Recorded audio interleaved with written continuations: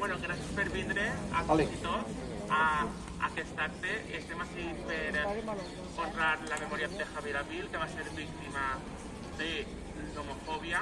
Avui el plenari de l'Ajuntament de Gandia ha aprovat la nostra declaració institucional i només donar-vos les gràcies i ara parlarà i crec que és un acte superimportant perquè es podia haver passat a qualsevol persona LGTBI de Gandia i el que és important és que cal que tots siguem lliures i puguem viure i amar en llibertat sense que ens assassinen. Ara va ser la paraula al meu company de centre. Hola, se me sent? Sí. Vale, perfecte. Bueno, és un poc el que ha dit el meu coordinador de CLFS, Ximo López. Començaré a llegir un poc el manifest i el que en realitat és la declaració que s'ha aprovat avui. Javier Abil Orpegui va eixir de casa la nit del 4 al 5 de maig de 2014 i no va tornar. Es va trobar enmig del seu camí amb la persona que finalment el va assassinar de forma brutal. El seu cos esquarterat va ser trobat a finals de juny de 2014 i va provocar la detenció de l'assassí i els còmplices. Des del col·lectiu de lesbianes, gais, transsexuals i bisexuals de la SOFOR, CLFS, considerem que el cas de Javier Abil és de flagrant homofòbia.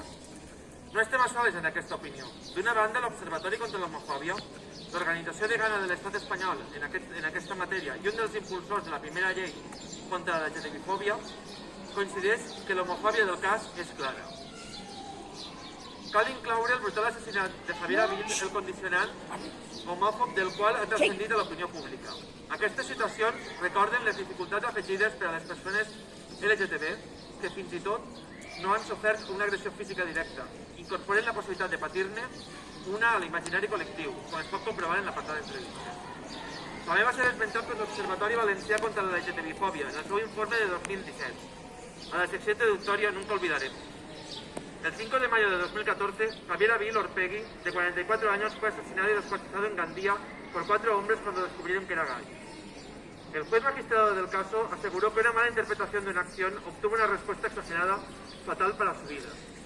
Se refirió al descubrimiento de la homosexualidad de Javier, que desencadenó 13 cuchilladas y que descuartizaron su cuerpo en 8 trozos, que tiraron a un monte de Pego, en Alicante.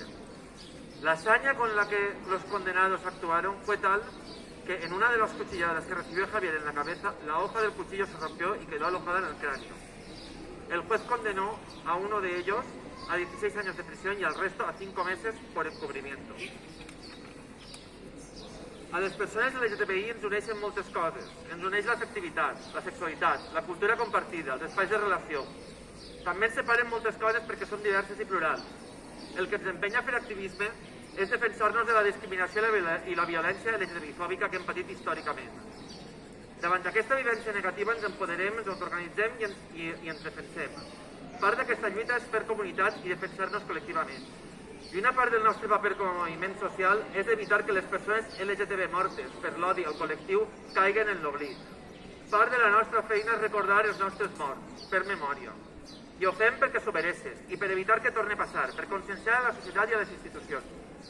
Quan ens agredeixen a un, ens agredeixen a tots. Javier podria haver estat qualsevol de nosaltres. La nostra por és la seva força, diu un lema històric del moviment LGTB. Per això tenim clar que la por de les persones LGTB és la força de les persones LGTBifòbiques. I nosaltres hem perdut la por. I avui, a proposta de CLFS, l'Ajuntament ha aprovat aquesta moció, aquesta introducció, i a més ha aprovat dedicar-li una placa mural en memòria de Javier Abil Orpegui al districte del Grau que reconega de forma visible com a víctima de l'homofòbia.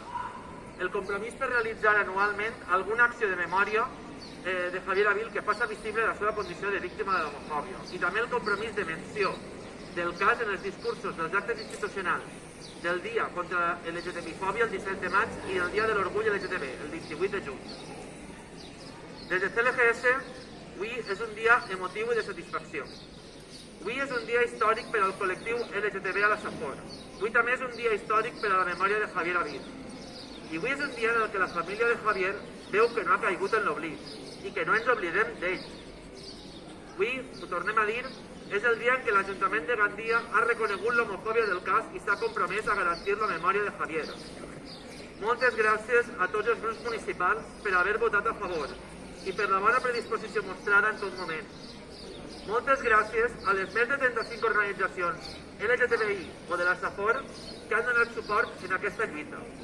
Moltes gràcies a l'Observatori de València contra l'Homofòbia i a l'Observatori contra l'Homofòbia perquè sense ells això no hauria estat possible. Moltes gràcies a la família de Javier per donar-nos suport sempre en tot el que els hem presentat i els hem proposat. Moltes gràcies a Ximo López per dur este tema del seu programa en la candidatura com a coordinador de CLFS, cosa que no havia fet l'anterior coordinadora. Moltes gràcies a tots i a totes aquells que han fet alguna cosa per mantenir la memòria de Javier a vida en els últims 7 anys. Avui estem així gràcies a ells. I per finalitzar, només dir des de CLFS que avui hem fet memòria i hem fet justícia. I avui, més que mai, hem de visibilitzar a totes les persones que han mort per ser lliures i han lluitat per aconseguir que tots puguem viure en llibertat. Ho fem per Javier i ho fem per totes les víctimes de la LGTBI-fòbia.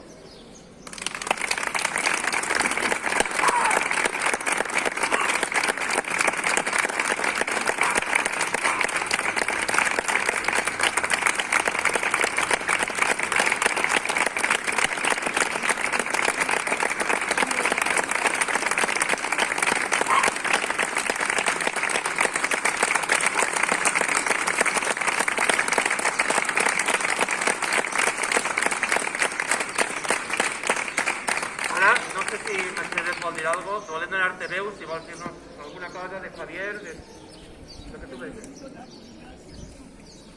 Que heu peleat molt, em passat 7 anys per confusió. I jo no sé com ho pagaré. No sé com ho pagaré, pero yo voy a ir tranquila. Saben que muchas veces quedará recordado. Siempre y gracias a todos. Sobre todo a ti, Michelle, a tu que t'has portat maravillosament. Que deixes un bon moment, que deixes un bon moment.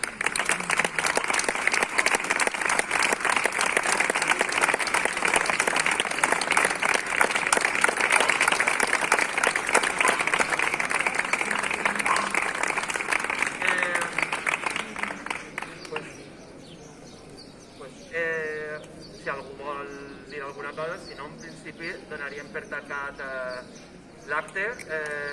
Us volem agrair haver vingut, volem agrair una altra vegada a tota la gent que ha fet possible això, després de 7 anys de la seu assassinat, i esperem que tot això acabi complint-se, acabi mantenint-se la memòria de Javier Avil i que una cosa així no torni a passar. Moltes gràcies per haver vingut.